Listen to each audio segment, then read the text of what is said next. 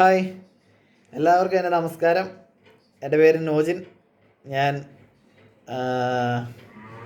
ഒരു video channel തുടങ്ങിയിട്ടുണ്ടായിരുന്നു, നോജിൻ വരീക്കൽ എന്ന് പറഞ്ഞുകൊണ്ട്. എനിക്ക് പറയാനുള്ളതും എന്നിലൂടെ പറയപ്പെടേണ്ടതുമായ കാര്യങ്ങൾ ആ വീഡിയോ ചാനലിലൂടെ ഞാൻ പറയുന്നതാണ്. കഴിഞ്ഞ വീഡിയോയിൽ ഞാൻ പറഞ്ഞത് എന്താണെന്ന് ചോദിച്ചു കഴിഞ്ഞാൽ സൂപ്പർ നാച്ചുറൽ പവറിനെ കുറിച്ചായിരുന്നു. അതിൻ്റെ അകത്ത് ഞാൻ പറഞ്ഞായിരുന്നു പോസിറ്റീവ് എനർജി. അതിൻ്റെ അകത്ത് ഞാൻ പറഞ്ഞിട്ടുണ്ടായിരുന്നു പോസിറ്റീവ് എനർജി കുറിച്ചായിരുന്നു ഞാൻ കഴിഞ്ഞ പ്രാവശ്യം പറഞ്ഞ ടോപ്പിക്ക്. ഇനി പറയാൻ പോകുന്നത് നെഗറ്റീവ് എനർജിയെക്കുറിച്ചാണ്. വളരെ ഗൗരവമായി എടുക്കേണ്ട ഒരു ടോപ്പിക്ക് തന്നെയാണ് നെഗറ്റീവ് എനർജിയും പോസിറ്റീവ് എനർജിയും, അല്ലെങ്കിൽ പോസിറ്റീവ് എനർജിയും നെഗറ്റീവ് എനർജിയെ കുറിച്ച് പറയേണ്ടത്. കാരണം നമ്മൾ ചിന്തിക്കണം, നമ്മുടെ മനസ്സ് നെഗറ്റീവ് എനർജിയാണോ പ്രൊഡ്യൂസ് ചെയ്യുന്നത് അതോ പോസിറ്റീവ് എനർജിയാണോ പ്രൊഡ്യൂസ് ചെയ്യുന്നതെന്ന്. നമുക്ക് ശരീരത്തൊരു വേദന വന്നാൽ നമുക്ക് മനസ്സിലാവും ആ ശരീരം എന്തോ പറ്റിയിട്ടുണ്ട്, ഒന്നെങ്കിൽ ചതവ് അല്ലെങ്കിൽ മുറിവ്, എന്തോ ഒന്ന് പറ്റിയിട്ടുണ്ടെന്ന് നമുക്ക് മനസ്സിലാവും. പക്ഷെ നമ്മളിൽ നിന്ന് നമ്മുടെ മനസ്സിന് എന്തെങ്കിലും ഇതുപോലെ നെഗറ്റീവ് പോസിറ്റീവ് വരുന്നത് എങ്ങനെയാണെന്ന് വെച്ചാൽ, നമ്മളിൽ നിന്നും പുറപ്പെടുന്ന വാക്കുകൾ അല്ലെങ്കിൽ നമ്മളിൽ നിന്ന് വരുന്ന എനർജി, വാക്കുകൾ, പ്രവൃത്തികൾ ഇതെല്ലാം നെഗറ്റീവാണെങ്കിൽ നമ്മൾ ചിന്തിക്കണം, നമുക്കുള്ളിൽ നെഗറ്റീവ് എനർജിയാണ് അതായത് കൂടുതലായിട്ട് നിൽക്കുന്നത്, ഹൈ ലെവലിൽ നിൽക്കുന്നത്. അപ്പോൾ നമ്മൾ എന്ത് ചെയ്യണം, അതിനെ മാറ്റാൻ ശ്രമിക്കണം. അത് മാറ്റുന്നത് എങ്ങനെയാണ്? അതിന് നമ്മളെ മനഃപൂർവ്വം തന്നെ നമ്മൾ പോസിറ്റീവ് എനർജി കാര്യങ്ങൾ ചെയ്യുക. ഒരാളെ സഹായിക്കുക, ആളുകളെ സഹായിക്കുക, ആളുകൾക്ക് വേണ്ടത് ചെയ്യുക.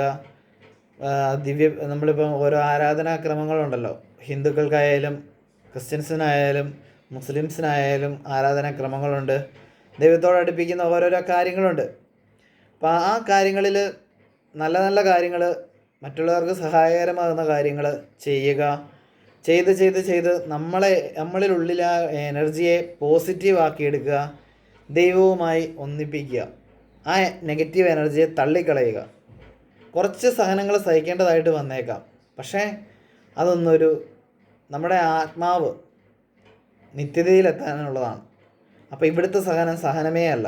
എത്രയോ പേര് സഹനം കൊണ്ടും രക്തസാക്ഷിത്വം വരിച്ചും സ്വർഗത്തിലെത്താൻ ആഗ്രഹിച്ചുകൊണ്ട് തന്നെ മരിച്ചവർ എത്രയോ പേരുണ്ട്. അപ്പോൾ അവർക്ക് ഇവിടുത്തെ ജീവിതം വെറും പുല്ലുകൾക്ക് അത്രേ കരുതുന്നുള്ളൂ. കാരണം ഇവിടുത്തെ ജീവിതമല്ല ജീവിതം. അവർക്ക് നിത്യജീവിതത്തിലേക്ക് എത്താനാണ് ആഗ്രഹം.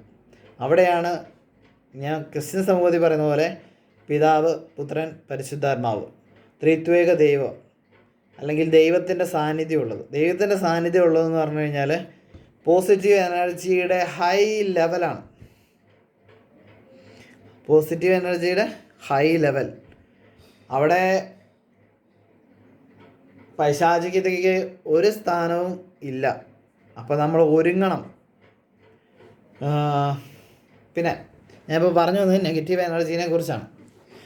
ഈ ഒരു കാലഘട്ടത്തിൽ 2024, 23, 24 ഒക്കെ കാലഘട്ടത്തിൽ, 2017, 2018 ആ ഒരു കാലം തൊട്ട് ഇങ്ങോട്ടേക്ക് നോക്കിക്കഴിഞ്ഞാൽ ഈ നെഗറ്റീവ് എനർജിയുടെ ഹൈ പ്രസരിപ്പ്, അല്ലെങ്കിൽ അവരുടെ ആ ഒരു ആശയം എല്ലാവരിലേക്ക് എത്തിക്കുന്ന രീതിയിലേക്ക് ഒത്തിരി സിനിമകൾ ഇറങ്ങുന്നു, ഒത്തിരി കാര്യങ്ങൾ അവർ അച്ചടിച്ചിറങ്ങുന്നു, പറയുന്നു.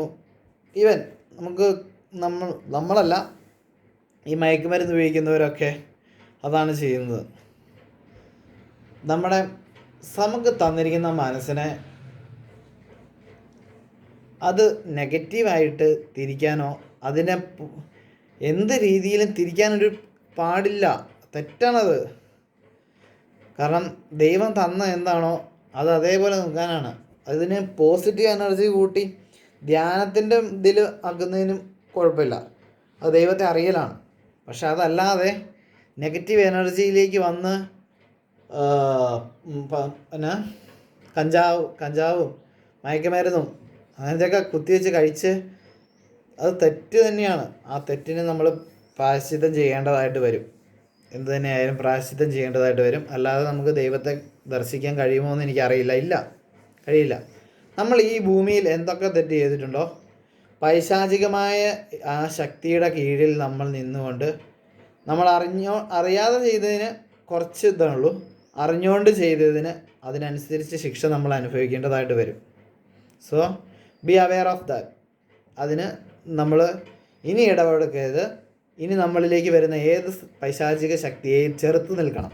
ജീവൻ പോയാലും നമ്മളത് ചെയ്യില്ല എന്നുള്ള ബോധ്യം നമ്മുടെ മനസ്സിലേക്ക് വരണം. ഈ കാര്യം പറയുമ്പം എൻ്റെ മനസ്സെന്നോട് ചോദിക്കുന്നുണ്ട്, ഈ പറയുന്ന നിനക്ക് ഇങ്ങനൊരു അവസ്ഥ വന്നാൽ നീ ജീവൻ വെടിയുമോ എന്ന്. ഉറപ്പായിട്ടും 100% 100% ഞാൻ പറയും.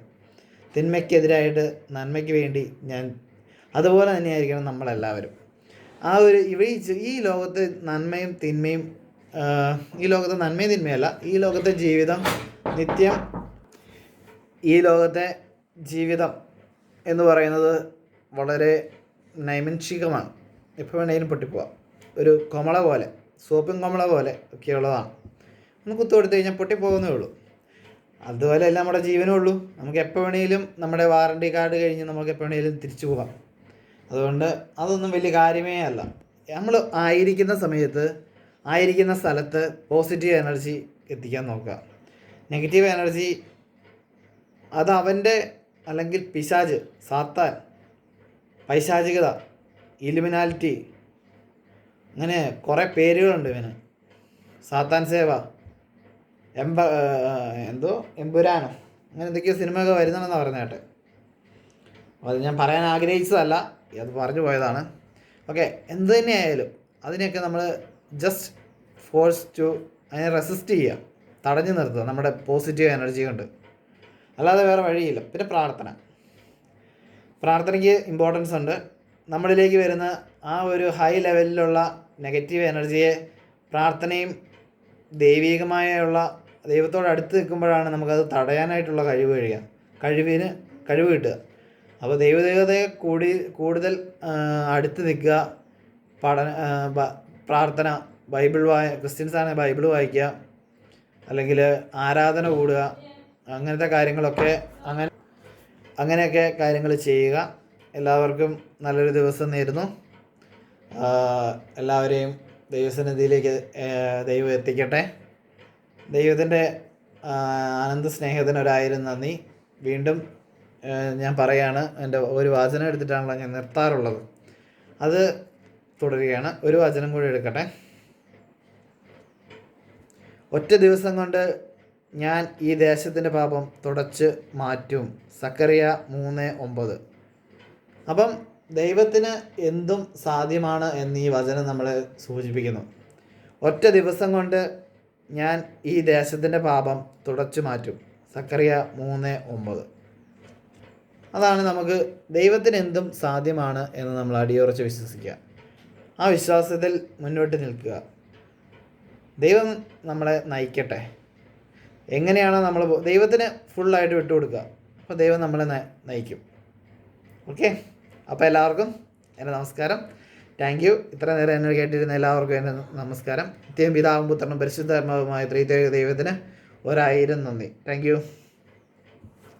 പിന്നെ വേറെ കാര്യം, കേട്ടിരുന്നവർക്ക് ഒരുപാട് കാര്യം, ആൾക്കാർക്ക് ഇഷ്ടപ്പെട്ട് കഴിഞ്ഞാൽ ലൈക്ക് അടിക്കുക, സബ്സ്ക്രൈബ് ചെയ്യുക, പിന്നെ ഷെയർ ചെയ്യുക. ഓക്കെ, അപ്പോൾ ശരി.